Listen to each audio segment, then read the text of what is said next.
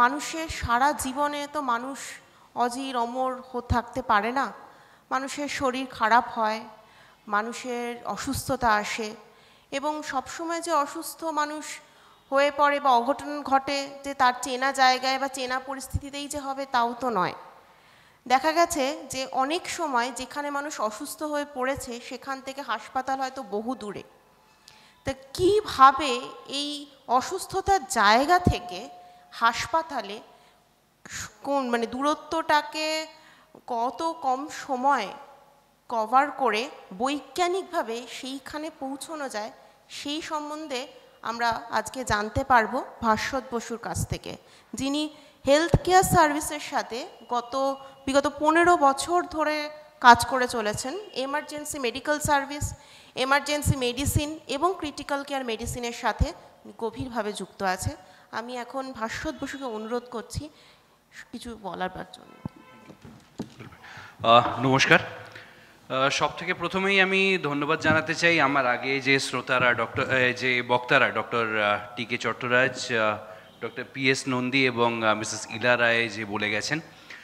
আমি ধন্যবাদ জানাতে চাই সুতানুটি হিউম্যান ডেভেলপমেন্ট সোসাইটিকে যে এইরকম ওয়ার্ল্ড হেলথ ডেতে যদিও বাইরে আমাদের ভোট নিয়ে অনেক বেশি ভিড়, কিন্তু তবুও যে ওয়ার্ল্ড হেলথ ডের প্রোগ্রামে কিছু মানুষ এখানে এসে উপস্থিত হয়েছেন তাদেরকে আমি ধন্যবাদ জানাতে চাই। আমার আগের যে বক্তারা বলে গেছেন এখনো পর্যন্ত যে স্বাস্থ্য ব্যবস্থা, মানসিক স্বাস্থ্য এবং খাদ্যাভ্যাস এই সব কিছু নিয়ে বলেছেন। আমরা এই সব কিছু মেনটেন করলেও আমাদের কিন্তু শরীর অসুস্থ হয়। সব কিছু মেনটেন করে কেউ সারা জীবনে কখনো অসুস্থ হননি, কারোর জ্বর হয়নি, এরকম আমরা কাউকে কখনো শুনিনি। এবং অবশেষে যখন মৃত্যুটাও হয় কারোর, সেটা কোনো একটা রোগের কারণেই হয়। তো সেই জন্য কেউ যে অজর অমর থাকবে চিরকাল সেটা তো নয়। তো কেউ অসুস্থ হলে আমরা সাধারণত কি করি? আমরা ডাক্তারবাবুকে দেখাতে যাই। যদি শরীরটা বেশি খারাপ হয় সেক্ষেত্রে আমাদের মাথায় কি আসে? যে আমরা হাসপাতালে যাব। কোথায় আছি? না বাড়িতে বা আমাদের কর্মস্থলে আছি, সেখান থেকে আমরা হাসপাতালে যাব। এটার মধ্যে একটা জিওগ্রাফিক্যাল ডিস্টেন্স আছে বা একটা দূরত্ব আছে। এই দূরত্বটাকে আমাদেরকে ট্রাভেল করতে হয়, পেশেন্টকে নিয়ে বা নিজে পেশেন্ট হয়ে আমাদের এই ডিস্টেন্সটাকে ট্রাভেল করতে হয়। এই ট্রাভেলিংটা কিন্তু এখনো পর্যন্ত আমাদের এখানে পাল্টায়নি। ধরুন আমি একটু সহজ করে এক্সাম্পল দিয়ে বোঝানোর চেষ্টা করি। চলে যাই আজ থেকে 20 বছর আগে, সালটা 1999। তখনও পর্যন্ত আপনারা এই লেক টাউনে যারা এসছেন দেখেছেন ক্লক টাওয়ার আছে, তখনও পর্যন্ত ক্লক টাওয়ারটা তৈরি হয়নি। কলকাতা শহরে তখনও হলুদ ট্যাক্সি ঘুরে বেড়াচ্ছে, ওলা উবের আসেনি। তখনও পর্যন্ত এসি বাস কলকাতা শহরে আসতে আরও 7-8 বছর বাকি আছে। ল্যান্ডলাইনের ওপরে আমরা তখনও ভরসা করে আছি, কারণ মোবাইল ফোন তখন সবে মাত্র এসছে, কিন্তু তখন আউটগোয়িং কল 65 টাকা পার মিনিট। সেই রকম সময়ের থেকে এখন অনেক কিছু টেকনোলজি ইত্যাদি সব কিছু পাল্টেছে, কিন্তু একটা জিনিস তেমনভাবে পাল্টায়নি। আমি বলে রাখি, স্বাস্থ্য ব্যবস্থাও কিন্তু অনেকটা পাল্টেছে। স্বাস্থ্য ব্যবস্থা কীরকম পাল্টেছে? সেই সময় আজ থেকে 20 বছর আগে আমরা সরকারি হাসপাতালের ভিড়ে অনেকে যেতাম, অনেকে সেটা যারা অ্যাফোর্ড করতে পারতাম তারা আমরা যেতাম প্রাইভেট হসপিটালে। সারা কলকাতা শহরে গুনে তখন বোধহয় 4টে private hospital, Peerless, Woodland, Belle Vue আর সিএমআরআই, ক্যালকাটা হসপিটাল নামে যেটা পরিচিত ছিল। তখনও এখনকার মতো পরিচিত হাসপাতাল, যেগুলো সুপরিচিত হাসপাতাল যেমন আর.এন. টেগোর বা অ্যাপোলো, তখন সবে তাদের বিল্ডিং তৈরি হচ্ছে, তখনও তারা তৈরি হয়নি। সেখান থেকে এখন আমাদের অবস্থা অনেক ভালো। মোটামুটি সব পাড়াতেই একটি করে নার্সিং হোম, ভালো বা মাঝারি, এখন হয়ে গেছে। বাড়ির আশেপাশে 2-5 কিলোমিটারের মধ্যে আছে, কিন্তু সেই ডিস্টেন্সটা আমাদের ট্রাভেল করতে হয়। পাল্টায়নি যেটা, সেটা হচ্ছে কিভাবে আমরা ট্রাভেল করি। আমাদের বাড়িতে এখনও কেউ অসুস্থ হলে আমরা সাধারণত কি করি? প্রথমে নিজেদের মোবাইলে খুঁজি, তারপরে টেলিফোন ইন্ডেক্সে খুঁজি, না পেয়ে পাশের বাড়ির ভদ্রলোককে জিজ্ঞেস করি, দাদা আমাদের পাড়ার অ্যাম্বুলেন্সের নাম্বারটা আপনার কাছে আছে? এটাই কিন্তু আমাদের সাধারণ প্র্যাকটিস। আমরা ভাগ্যবান যারা আমরা কলকাতা শহরে আছি, মোটামুটি সব পাড়ায় অ্যাম্বুলেন্স আছে, এবং পাড়ার ক্লাবে ফোন করলে সেই অ্যাম্বুলেন্সটা কিছুক্ষণ বাদে এসে পৌঁছায়। মনে করুন আপনি কোথাও ঘুরতে গেছেন এবং সেখানে গিয়ে আপনার শরীরটা খারাপ হয়েছে। হয়তো আপনি দার্জিলিং ঘুরতে গেছেন বা বাঁকুড়ায় কোনো প্রত্যন্ত গ্রামে গেছেন, কোনো ইকো রিসর্টে গেছেন, সেখানে যদি আপনার শরীর খারাপ হয় তাহলে কি? সেটা আমাদের ভাবতেও ভয় করে। তাহলে মনে করুন আজকে পশ্চিমবঙ্গের গ্রামাঞ্চলে যে মানুষ বসবাস করছেন তারা কি ধরনের দুশ্চিন্তা নিয়ে বসবাস করছেন। সবাই কিন্তু সেই দুশ্চিন্তা নিয়ে বসবাস করছেন না, যে সেটা মন গড়া কাহিনী নয়, কারোর বাড়িতে সত্যিই সেরকম ঘটনা হয়েছে এবং তাদেরকে হসপিটালে শুধুমাত্র কোনো প্রপার ট্রান্সপোর্টেশন ব্যবস্থা পাননি বলে তারা নিয়ে যেতে পারেননি, সেই জন্য হয়তো বাড়ির কেউ মারাও গেছেন। কিন্তু এই 20 বছরে যে আমাদের এখানে এই সব কিছু পাল্টায়নি, আমাদের এখানে যে এই সিচুয়েশনটা এখনো সেম আছে, তার কারণে যাওয়ার আগে একটুখানি বুঝে নিই যে যখন অ্যাম্বুলেন্সটা আসে তখন সাধারণত আমরা কি দেখি। আমরা অ্যাম্বুলেন্সে যখন ফোন করি, পাড়ার ক্লাবে যখন ফোন করি, সে বলে হ্যাঁ দাদা এক্ষুনি 5 মিনিটের মধ্যে চলে আসবে। আসে একটি ছোট গাড়ি, যেটা সাধারণত আমাদের মোটামুটি আমাদের কারের সাইজের বা তার থেকে সামান্য একটু বড়। সেই গাড়িটিতে একজন চালক অবশ্যই আছে যে চালিয়ে নিয়ে আসেন, সাথে আর একজন আসেন যার মেন কাজ হচ্ছে যাতে ড্রাইভার বোর না হয়, বোধ হয়, এবং স্ট্রেচার বাহক হিসেবে তার একটা মেন কাজ থাকে। এবার ধরুন পেশেন্টটি আমার সাইজের, আশপাশের লোক যখন হেল্প করতে যায় তখন তাদের মনে হয় যে যদি ওপর দিক থেকে বা নিচ দিক থেকে 1-2 ফিট যদি কেটে কম করে দেয় যেত তাহলে ভালো হতো। অ্যাম্বুলেন্সের সাইজটি এতটাই ছোট, কিছু করবার নেই, যা হোক করে পা মুড়ে ঘাটটা বেঁকিয়ে ওই ছোট্ট অমনি অ্যাম্বুলেন্সের মধ্যে ঠেলে ওনাকে ঢোকানো হয়। এবার মনে করুন ভদ্রলোকের ফিমার ফ্র্যাকচার হয়েছে। ফিমার বলতে আমরা কোন হাড়টাকে বুঝি না, কোমর থেকে হাঁটু পর্যন্ত যে হাড়টা, সেটা ফিমার। সেটা যদি ফ্র্যাকচার হয় তাহলে সে পা মুড়েও বসতে পারবে না, শুতে পারবে না, এবং পা সোজা করে বসে থাকতে পারবে না। তাহলে তাকে আমরা কিভাবে নিয়ে যাব এই ছোট অ্যাম্বুলেন্সটাতে? সেটা একটা বিশাল বড় টেনশনের ব্যাপার। এবং তারপরে সামান্যতম অ্যাক্সেলারেশনে, ঝাঁকুনির কথা বলছি না, স্পিড বাড়লে যে অসহ্য যন্ত্রণা তার হয়, যার হয়েছে সে নিজে জানে। দ্বিতীয় আর একটা এক্সাম্পল বলি। ধরুন কলকাতা শহরের মে মাস বা জুন মাস, বাঁকুড়া পুরুলিয়ার দিকে গেলে গরমটা আরও বেশি। দুপুরবেলা কারুর হার্ট অ্যাটাক হয়েছে, হয়তো আমাদের অফিসে কারুর হার্ট অ্যাটাক হয়েছে। এসি অফিস বা বাড়িতে এসি চলছিল, সেরকম সময় কারোর হার্ট অ্যাটাক হয়েছে। সেখান থেকে আমরা একটি এসি প্রাইভেট হসপিটালে নিয়ে যাব, কিন্তু নিয়ে যাওয়ার জন্য কি এসে পৌঁছেছে? সেই নন এসি গাড়িটি। আমরা তাকে কোনো ক্রমে কষ্টে সেই নন এসি গাড়িতে তুলে নিয়ে যাওয়ার চেষ্টা করছি। আমরা সবাই জানি যে হার্ট অ্যাটাক হলে কারোর বুকে ব্যথা তো হয়, তার সঙ্গে প্রচণ্ড গরমে একটা ফিল হয়, প্রচণ্ড ঘাম হয়, এবং অনেকের শ্বাসকষ্ট হয়।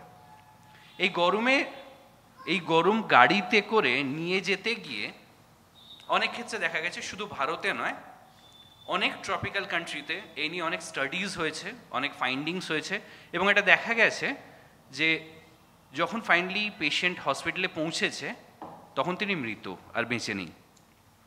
অনেক ক্ষেত্রে পোস্টমর্টেম হয়েছে এবং সেক্ষেত্রে দেখা গেছে যে মৃত্যুটা হার্ট অ্যাটাকের জন্য নয়, মৃত্যুটা হয়েছে ওনার গরমের জন্য। এই গরমের জন্য ওনার এই মৃত্যুটা হয়েছে। তাহলে আমরা কি দেখলাম? যে আমাদের দুটো জায়গায় গ্যাপ রয়েছে, যে দুটো জায়গা ফিল আপ হওয়া দরকার। এক, কি আমাদের চাই? একটা জিনিস যেটা চাই সেটা হচ্ছে যেমন 100-তে ফোন করলে পুলিশ এসে পৌঁছয়, বা 101-এ ফোন করলে ইমিডিয়েটলি দমকল এসে পৌঁছয়। আমাদের কাছে যদি সেরকম একটা নাম্বার থাকে, যে আমি সারা রাজ্যের বা সারা দেশের যেখানেই যাই, তাহলে আমি সেই নাম্বারে ফোন করলে কেউ আমাকে অ্যাম্বুলেন্স পাঠাবে। দ্বিতীয়ত, অ্যাম্বুলেন্সটা যদি এরকম হয় যে তার ভেতরে যদি আমার সাইজেরও একটা পেশেন্ট থাকে, তাকে যাতে আরাম করে শুইয়ে নিয়ে যাওয়া যায়, অর্থাৎ একটি বড় এসি অ্যাম্বুলেন্স। তাতে ড্রাইভার ছাড়া যদি একজন নার্স বা এমার্জেন্সি মেডিকেল টেকনিশিয়ান যদি থাকেন তাহলে খুব ভালো, যিনি কিনা বেসিক ফার্স্ট এইডটুকু দিতে পারবেন, আমার যদি শ্বাসকষ্ট হচ্ছে তাহলে অক্সিজেন সিলিন্ডারটা চালু করে আমার মুখে অক্সিজেন মাস্কটা লাগাতে পারবেন। যিনি হয়তো একটুখানি, যদি আমার অ্যাক্সিডেন্ট হয়েছে রাস্তায়, আমার ড্রেসিং করে ব্লিডিংটা বন্ধ করে দিতে পারেন, যাতে আমার সার্ভাইভালের চান্স বা বেঁচে থাকার চান্সটা যাতে বাড়ে। এটা যদি পাই তাহলে আমাদের খুব ভালো হয়। এখন হয়তো এখানে বসে থাকা লোকজন মনে মনে ভাবছেন, মুখ ফুটে বলতে পারছেন না, যে বাবু এসব কিন্তু আমেরিকায় হয়, আমাদের দেশে হয় না, 911-এ ফোন করো, এসব এসে যাবে। আপনাদেরকে জানিয়ে রাখি যে আমাদের দেশের 22টা রাজ্যে এই ব্যবস্থা অলরেডি আছে। শুধু 22টা রাজ্য নয়, এছাড়াও 3টে কেন্দ্রশাসিত প্রদেশে এই ব্যবস্থা আছে। এবং আমাদের পশ্চিমবঙ্গে যে 5টা যে প্রতিবেশী রাজ্য আছে, নাম করে বলছি, আসাম, সিকিম, বিহার, ঝাড়খণ্ড এবং উড়িষ্যা। এই 5টার মধ্যে 4টে রাজ্যে কিন্তু এই ব্যবস্থা আছে। যে কোনো মানুষ যদি ফোন করেন একটা সিঙ্গল নাম্বার সারা স্টেটের জন্য, রাদার সারা দেশের জন্য, যে নাম্বারে ফোন করলে কিন্তু অ্যাম্বুলেন্স এসে পৌঁছায় এবং ফ্রিতে নিয়ে যায় নিয়ারেস্ট ডেফিনেটিভ কেয়ার সেন্টারে। এর মধ্যে বলে রাখি যে আমরা যে রাজ্যকে অনুন্নত বলে ভাবি বা বলি, সে বিহার, ঝাড়খণ্ড এবং উড়িষ্যাতে এই ব্যবস্থা আছে। একমাত্র সিকিমে চালু করা যায়নি, তার কারণ হচ্ছে সিকিম, অরুণাচল প্রদেশ, জম্মু অ্যান্ড কাশ্মীর এই অঞ্চলে পাহাড়ি অঞ্চল অনেক বেশি হওয়ার জন্য এটা শুরু করা যায়নি। যদিও হিমাচল প্রদেশে কিন্তু শুরু করা হয়ে গেছে। তাহলে আমাদের রাজ্য তো সমতল ভূমিতে, আমাদের রাজ্যে কি অসুবিধে? হয়তো কেউ ভাবছেন যে যেহেতু এখন ভোটের প্রচারটা বেশি চলছে, সেই জন্য লোকের মনটা সেই দিকে যাচ্ছে, যে তাহলে কি রাজ্য সরকার আর কেন্দ্র সরকারের মতানৈক্য কিছু হচ্ছে, যার জন্য এটা আমাদের রাজ্যে শুরু করা যাচ্ছে না? না, ব্যাপারটা তা নয়। প্রথমেই বলে রাখি, ব্যাপারটা তা নয়। আপনাদেরকে জানিয়ে রাখি, বছর 1.5-2 আগে 102 বলে একটি সার্ভিস আমাদের রাজ্যে শুরু হয়েছে। তাতে এই 102-তে ফোন করলে অ্যাম্বুলেন্স আসে, কিন্তু 102 হচ্ছে শুধুমাত্র গর্ভবতী মহিলা এবং সদ্যজাত শিশুদের জন্য। এবং এটা হয়েছে গভর্নমেন্ট অফ ওয়েস্ট বেঙ্গলের department of family and health and family welfare এবং সেন্ট্রাল গভর্নমেন্টের ministry of health and family ওয়েলফেয়ারের কোলাবোরেশনে। এটা একটা প্রাইভেট পাবলিক পার্টনারশিপ মডেলে এই অ্যাম্বুলেন্সগুলো চলে। আমাদের রাজ্যে প্রায় 1500 এরকম অ্যাম্বুলেন্স চলছে। আপনারা এখন আমার কথা শোনার পর যখন রাস্তায় যাবেন, অনেক ক্ষেত্রেই হয়তো 102 অ্যাম্বুলেন্স দেখতে পাবেন। বোলেরো বা সুমো এই ধরনের সাইজের গাড়িগুলিতে তার ব্র্যান্ডিং থাকে। ন্যাশনাল হেলথ মিশনের প্রজেক্ট এটা অ্যাকচুয়ালি। তো এই 102 যদি আমাদের রাজ্যে চালু করা গেছে, তাহলে 108ও হয়তো চালু করা যেতে পারে, যাতে শুধুমাত্র গর্ভবতী মহিলা এবং সদ্যজাত শিশু নয়, যে কোনো বয়সের মানুষের যে কোনো ধরনের এমার্জেন্সিকে আমরা হ্যান্ডেল করতে পারবো, আমরা অ্যাটেন্ড করতে পারবো। আমরা আশাবাদী যে হ্যাঁ, সেটা হয়তো খুব তাড়াতাড়ি আমাদের রাজ্যে শুরু হবে। কিন্তু এই ধরনের সার্ভিস প্রথম আজ থেকে 11 বছর আগে শুরু হয় আমাদের দেশে। 108 সার্ভিস আমাদের দেশে 11 বছর আগে শুরু হয়। তাহলে আমাদের রাজ্যে কেন শুরু হলো না? উত্তর আমার কাছে নেই এবং উত্তর অনেকের কাছে নেই। কি কারণে যে শুরু হয়ে ওঠেনি সেটা আমরা এখনো জানি না।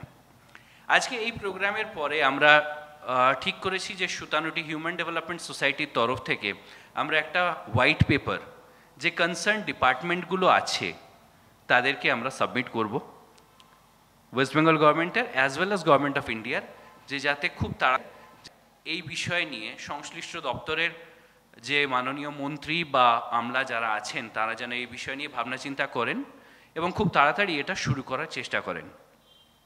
যদি আমাদের দেশের আরও 22টা রাজ্যে যদি এটা থাকতে পারে, তাহলে আমাদের এখানে কেন নয়? এই নিয়ে কথা বলতে বলতে এবার একটুখানি এগিয়ে আসি, যে একটু স্ট্যাটিস্টিক্স নিয়ে কথা বলি। আমাদের রাজ্যে মোটামুটি 9 কোটি মানুষের বসবাস, 9 কোটির চেয়ে সামান্য বেশি। 2012-র যে পপুলেশনের যে ইয়ে ছিল 2011 সেন্সাসের পরে 2012-তে যেটা ভাবা হয়েছিল যে মোটামুটি 9,08,00,000 মানুষের বসবাস আমাদের রাজ্যে। WHO বা ওয়ার্ল্ড হেলথ অর্গানাইজেশনের বক্তব্য যে প্রতি শহরাঞ্চলে প্রতি 1 লক্ষ মানুষে একটা করে অ্যাম্বুলেন্স থাকা উচিত, এবং গ্রামাঞ্চলে যেখানে পপুলেশন ডেন্সিটি কম সেখানে প্রতি 70 থেকে 80 হাজারে একটি করে অ্যাম্বুলেন্স থাকা উচিত। অর্থাৎ আমরা যদি দেখি মোটামুটি 1000 অ্যাম্বুলেন্স থেকে 1100 অ্যাম্বুলেন্স যদি আমাদের রাজ্যে স্ট্র্যাটেজিক লোকেশনে রাখা হয় তাহলে WHOর হিসেবে সব জায়গায় পৌঁছানো সম্ভব। WHOর গাইডলাইন ফলো করেই কিন্তু বাকি রাজ্যগুলিতে অ্যাম্বুলেন্সগুলোকে স্ট্র্যাটেজিক লোকেশনে সাজানো হয়েছে, এবং দেখা গেছে যে শহরাঞ্চলে ফোন করার পরে মোটামুটি 12 থেকে 15 মিনিটের মধ্যে একটি অ্যাম্বুলেন্স সেই পেশেন্ট যেখানে আছেন, বাড়ি হোক বা রাস্তা হোক বা অফিস, সেখানে পৌঁছয়, এবং গ্রামাঞ্চলের ক্ষেত্রে এই সময়টা 23 থেকে 30 মিনিটের মধ্যে। এমার্জেন্সি মেডিকেল সার্ভিসেস বা এমার্জেন্সি মেডিসিনে একটা আমাদের টার্ম আছে, ডাক্তারবাবুরা জানেন বা বলেন খুব, সেটা হচ্ছে গোল্ডেন আওয়ার। যে দুর্ঘটনা ঘটার বা প্রচণ্ডভাবে শরীর খারাপ হওয়ার 1 ঘন্টার মধ্যে যদি আমরা পেশেন্টকে একটা ডেফিনিটিভ কেয়ার সেন্টারে অর্থাৎ হসপিটালে যদি আমরা নিয়ে গিয়ে পৌঁছাতে পারি তাহলে তার বেঁচে থাকার চান্সটা অনেক বেড়ে যায়, অর্থাৎ সার্ভাইভাল রেট অনেক বেড়ে যায়, এবং তাতে মরবিডিটি এবং মর্টালিটি কমে। মরবিডিটি অর্থাৎ হসপিটালে কতদিন থাকতে হবে সেই টেনিওরটা, এবং মর্টালিটি মানে মারা যাওয়ার চান্সটা, এটা অনেক কমে যায় যদি আমরা 1 ঘন্টার মধ্যে কোনো অ্যাক্সিডেন্ট বা কোনো সিভিয়ার ইলনেসের 1 ঘন্টার মধ্যে যদি আমরা পেশেন্টকে হাসপাতালে নিয়ে যেতে পারি। এখানে আমরা এই যেটা দেখলাম যে গ্রামাঞ্চলেও যেখানে 23 থেকে 30 মিনিটের মধ্যে যদি অ্যাম্বুলেন্সটি পৌঁছাতে পারে, অর্থাৎ সেখান থেকে নিয়ারেস্ট হাসপাতালে 1 ঘন্টার মধ্যে পৌঁছানো সম্ভব আশা করা যাচ্ছে, কারণ সেই অ্যাম্বুলেন্সটি কিন্তু নিয়ারেস্ট হসপিটালেই জেনারেলি দাঁড়িয়ে থাকে।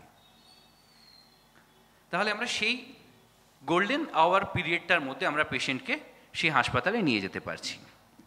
কিন্তু এই ব্যাপারটা কি করে সম্ভব হয়, যে হঠাৎ করে পেশেন্ট কি করে বুঝবে যে আমি অ্যাম্বুলেন্স পাবো কি না, বা ফোন করলে কি করে বলবো, কি করে করব, অ্যাম্বুলেন্স কি করবে, কোথায় ফোন করব, যাদের ফোন করব তারা বুঝতে পারবে কি না আমি কোথায় আছি, ইত্যাদি এইসব জিনিসগুলো আমাদের মনে অনেক প্রশ্ন আসে।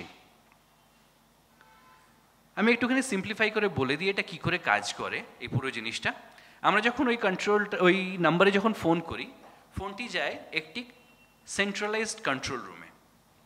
আপনি যে রাজ্যের টেলিফোন নেটওয়ার্কের মধ্যে আছেন সেই রাজ্যের সেন্ট্রালাইজড কন্ট্রোল রুমে আপনার ফোনটি পৌঁছবে। আপনি 108-এ যদি ফোন করেন তাহলে, কারণ সব রাজ্যের, সারা দেশে অন্য যেসব রাজ্যে এটা চালু হয়েছে সবারই কিন্তু সংখ্যাটা 108। আশা করি আমাদের পশ্চিমবঙ্গে যখন শুরু হবে নাম্বারটা চেঞ্জ হবে না, সেম নাম্বারই থাকবে। 108-এ ফোন করলে যে কল সেন্টারে যে কল এক্সিকিউটিভ আছেন তিনি ফোনটা অ্যাটেন্ড করে সব থেকে আগে জিজ্ঞেস করেন যে আপনি কোথা থেকে বলছেন, কোন জেলা, তারপরে সেখানকার কোন ব্লক, সেখানকার কোন গ্রাম, সেটাকে আইডেন্টিফাই করার পরে তিনি কলে অর্থাৎ কনফারেন্স কলে সেই অ্যাম্বুলেন্স ড্রাইভারকে তারা নেন এবং এক্স্যাক্ট লোকেশনটা ডিসকাস করেন ফোনে। যতক্ষণ না পর্যন্ত অ্যাম্বুলেন্সটি সেখানে পৌঁছে যাচ্ছে, প্রতি 5 মিনিটে কল সেন্টার থেকে দুপক্ষকেই ফোন করা হয় যে ঠিক জায়গায় পৌঁছলো কি না। লাস্টে যদি অসুবিধা হয় তাহলে সেই সময় আবার করে কলে নিয়ে এক্স্যাক্ট লোকেশন আইডেন্টিফাই করে সেখানে অ্যাম্বুলেন্সটি পৌঁছয়। এটা ভাবতে হয়তো একটু কঠিন লাগছে, কিন্তু গত 10-11 বছর ধরে যখন বাকি 22টা রাজ্যে যদি এই জিনিসটা চলছে, 22টা রাজ্যে একসাথে গত 11 বছরে শুরু হয়নি, সব থেকে প্রথম 11 বছর আগে শুরু হয়েছে, এবং লাস্ট যেটা শুরু হয়েছে সেটাও প্রায় 4 বছর আগে শুরু হয়েছে, লাস্ট যে রাজ্যে শুরু হয়েছে।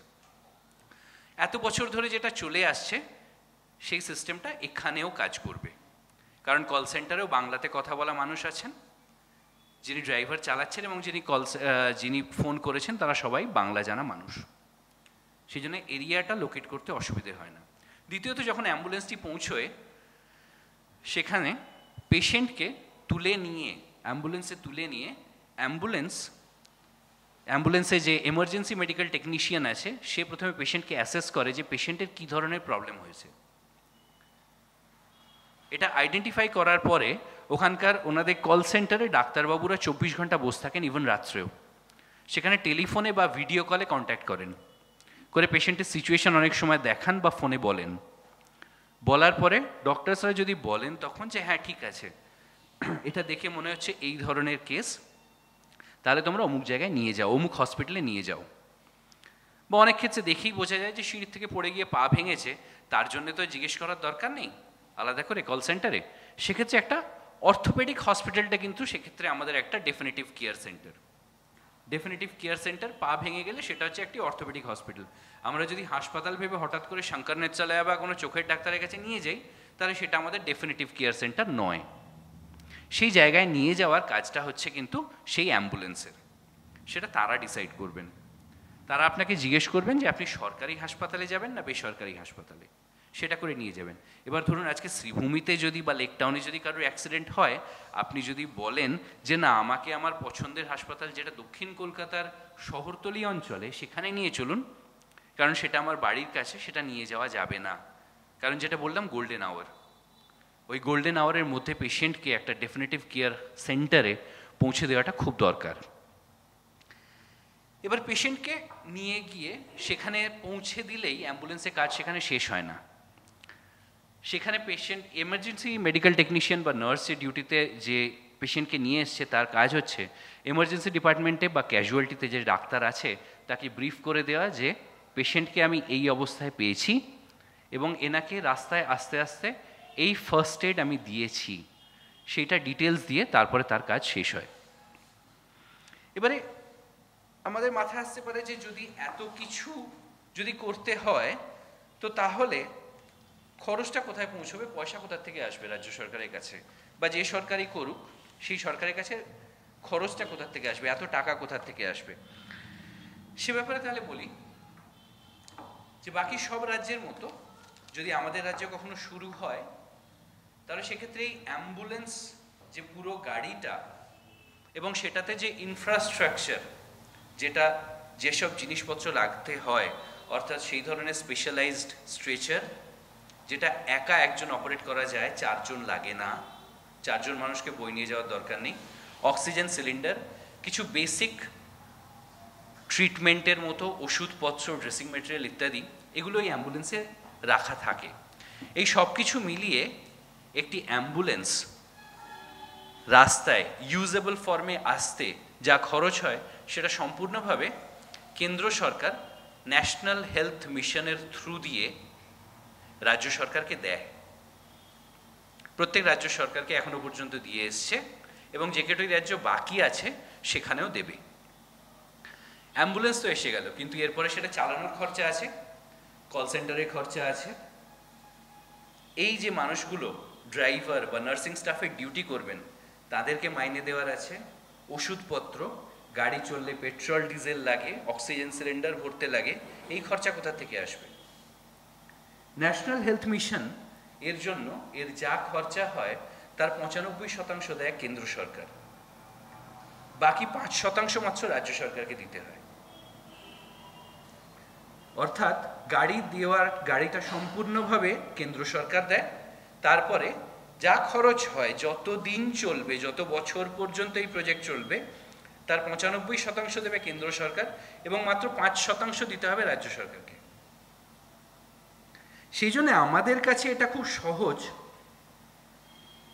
যে রাজ্য সরকারকে বলা যে যখন এতটা খরচা পাওয়া যাচ্ছে তাহলে শুরু করুন না। কিন্তু সেটা আজকে এই মঞ্চ থেকে আমি একা বললে তো সম্ভব নয়, বা আমি একটি মাত্র চিঠি যদি লিখে সংশ্লিষ্ট দপ্তরকে জমা করি তাহলে সেটা সম্ভব নয়, বা যখন এই জিনিসটা হবে সেই সময় যদি আপনারা ফোন না করেন তাহলেও সেটা সম্ভব নয়। সেই জন্য শুধু আমি এখানে বলে গেলাম এবং আপনারা শুনে আজকে বাড়ি চলে গেলেন, সেটা করলে কিন্তু হবে না। আজকে আমরা যদি এই চিঠিটা লিখে পাঠাই তাহলে যতটুকু আপনারা শুনলেন, আজকে সবাই মোটামুটি অ্যান্ড্রয়েড ফোন ইউজ করেন, সবাই গুগল করে একটুখানি দেখুন যে এটা কি, এটা কিভাবে কাজ করে। এটাতে খুব বেশি মেডিকেল সায়েন্স বা রকেট সায়েন্স কিছু নেই, খুব সহজ ব্যাপার। সহজভাবে আমি বোঝানোর চেষ্টা করলাম, একটু করে দেখুন। এবং আপনাদের চেনা জানা পরিমণ্ডলে, আপনাদের বন্ধুবান্ধবের সার্কেলে, কলিগদের সার্কেলে বা চেনা পরিচিত আত্মীয় স্বজনদের সার্কেলে এই জিনিসটা নিয়ে আরও কথা বলুন, যাতে আরও বেশি মানুষ জানতে পারেন যে যেটা আমাদের দেশের অন্য রাজ্যের এবং তথাকথিত কিছু অনুন্নত রাজ্যেও যে সেবাটা ফ্রিতে সেখানকার সাধারণ মানুষ পাচ্ছেন, সেটা তাহলে আমরা কেন পেতে পারি না? Universal health coverage, health for everyone, health for all, anywhere everywhere, WHO চেষ্টা করে যাবে, WHO ওখানে অনেক কিছু বলে যাবে, কিন্তু আমরা নিজেরা যদি নিজেদের হাত পা চালিয়ে এই প্রচেষ্টায় এক কদম দু কদম করে সঙ্গে না হাঁটি, তাহলে WHO কেন, WHO হচ্ছে আরও বড় কিছু যদি ইউনিভার্সাল হেলথ অর্গানাইজেশনে কখনো তৈরি হয়, তার পক্ষেও এগোনো সম্ভব নয়। আজকে গত 60 বছর ধরে WHO যে কাজ করে যাচ্ছে, আশা করছি আর যেন 60 বছর, আগামী 60 বছর পরে WHO এর এক্সিস্টেন্সটা যেন না থাকে, তার যে কটা টার্গেট কাজ সেগুলো যেন শেষ হয়ে যায়। তার মধ্যে এটাও একটা, যে সেই গ্রামাঞ্চলে পৌঁছেও যে মানুষটা গ্রামে চাষ করে তার শুধুমাত্র চাষের জিনিসটুকু বিক্রির জায়গায় পৌঁছতে যাকে 2 ঘন্টা ট্রাভেল করতে হয়, সে অসুস্থ হলে, তার শরীর খারাপ হলে বা তার কাস্তে দিয়ে যদি হাতটা কেটে যায় নিজের কাস্তে, সেখানে রক্তক্ষরণে যদি সে মারা যায়, তার থেকে দুঃখর আমাদের কাছে আর কিছু নেই। আমরা শহরে বসে হয়তো এই জিনিসটা ভাবতে পারি না, কিন্তু তাদের কাছেও হেলথটা পৌঁছে দেওয়া সম্ভব। রাজ্য সরকারের অনেক চেষ্টা আছে, অনেক মেডিকেল সেন্টার্স তৈরি হয়েছে, ছোট ছোট জায়গাতে তৈরি হয়েছে, কিন্তু সবার বাড়িতে তো সম্ভব নয়। মেট্রো স্টেশন আমাদের সবার বাড়ির সামনে নেই, সেরকম হাসপাতাল সবার বাড়ির পাশেরটা হতে পারে না, সেটা কিছুটা দূরত্ব থাকবেই। সেইটাকে আমরা এইভাবে, এই ডিস্টেন্সটাকে আমরা কমিয়ে আনতে পারি। এই বলে আজকে আমি আমার বক্তব্য শেষ করছি।